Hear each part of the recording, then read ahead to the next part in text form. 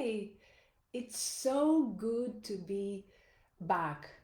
If you have been following me, you are probably aware that I was sick. So I decided it was more important for me to take care of my body. So I haven't been doing the Facebook Lives the last few days, but now I'm feeling much better. So I'm back and I want to talk to you about something that's very important, and it's about relationships. As I have said quite a few times before, I'm not an expert in relationships, but I am an expert in failed relationships.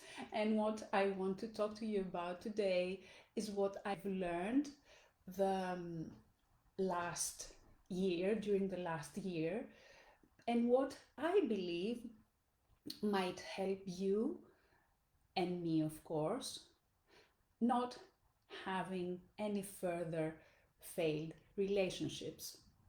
So, in the past, when I broke up with someone, I never took the time to consider what went wrong with the relationship in depth, and also I never confronted my feelings. What I did, I shoved them underneath the rug by usually jumping in a new relationship immediately after the previous one. And what did this result in? More failed relationships until this time. What happened in the past is that I believe that I wasn't ready. I had so many other problems in my life that I feel that I wasn't ready to face what was wrong with my relationships. So, as I said, until this time. So, imagine you break up with someone, or they break up with you, or maybe it's a mutual breakup. So, you don't you maybe grieve, you maybe feel unhappy or sad or whatever, but you're coping until very soon you find out that your ex has a new relationship. And that's when all hell breaks loose. Your ego is having a blast. And that's when real grieving starts. You suddenly forget all the bad stuff that happened in this relationship and why you really broke up, and you only think about everything that was great about this relationship, and you start idolizing it. And you go through the 5 steps of grief, which is denial, anger, bargaining, depression, and acceptance. And it doesn't mean that you go through them sequentially or just once. For me, I started actually with acceptance, but it only lasted a very little time until my ego, yes, got the best of me. And then I went a lot through anger and depression. And this happened again and again and again. And this cycle repeated. And this is what happens a lot of the times. What I did this time and what I am suggesting to you is go with it. Don't try to suppress it, and just accept that this is your ego doing this. and notice how you feel and feel the feelings. If you try to suppress them, then you won't get out of it. What I did during this time, I turned into a lot of meditation.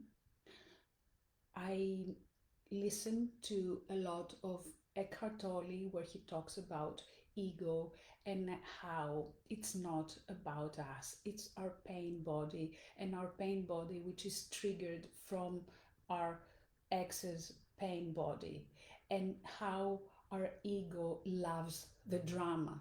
So I stayed there, and I noticed myself going through all this drama, and I accepted that this was a phase that I had to go through until I healed myself.